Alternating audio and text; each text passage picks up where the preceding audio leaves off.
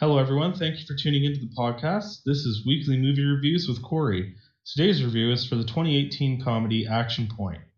Action Point stars Johnny Knoxville, Bridget Lundy-Payne, Eleanor Worthington-Cox, and Chris Pontius.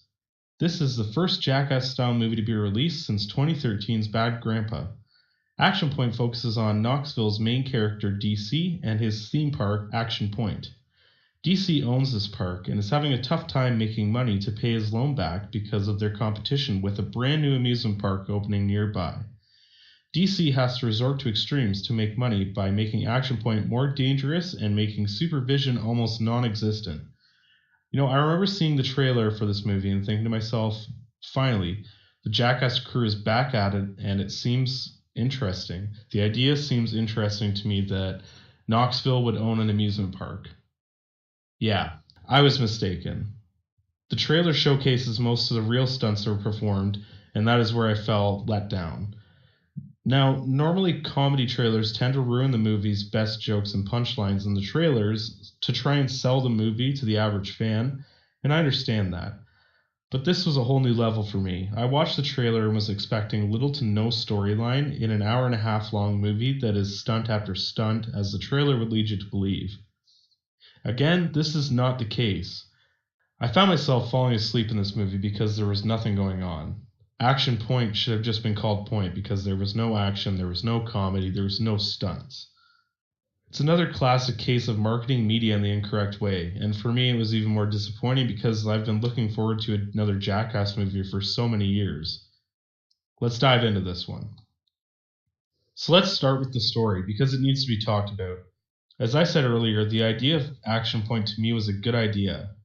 This doesn't seem to translate, and there are many, many subplots that don't ever get their payoff or never see the light of day again.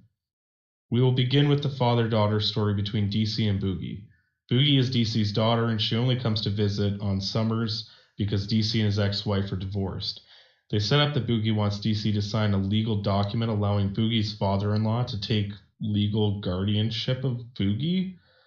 This doesn't get a payoff down the road, which is fine because I don't give a shit about this. It felt like we were supposed to care and be concerned with the choices that DC and Boogie made. But again, I was there waiting for stunts and comedy. I wasn't waiting for an overdeveloped storyline to take over. The next thing I had an issue with might just be a personal thing when watching. I could be completely off on this one, guys. They introduced us to all the kids that are employees at DC's park, and I thought they would be setting up a new Jackass crew. It felt like they were, but I didn't recognize any of the actors, so I assumed they were going to do their own stunts.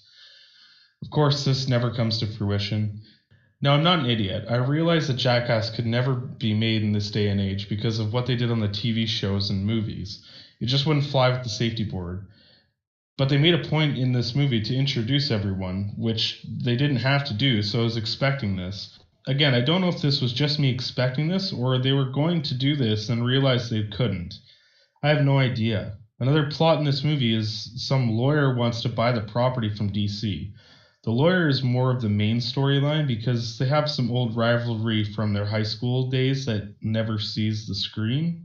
He wanted to buy this property because he thinks DC is not going to make any money, and this leads to DC making the park more dangerous, thus thrusting us into the movie.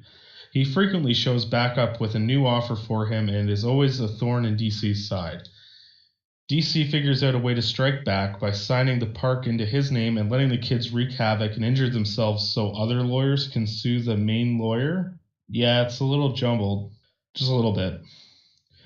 Next, let's talk about the cast and acting.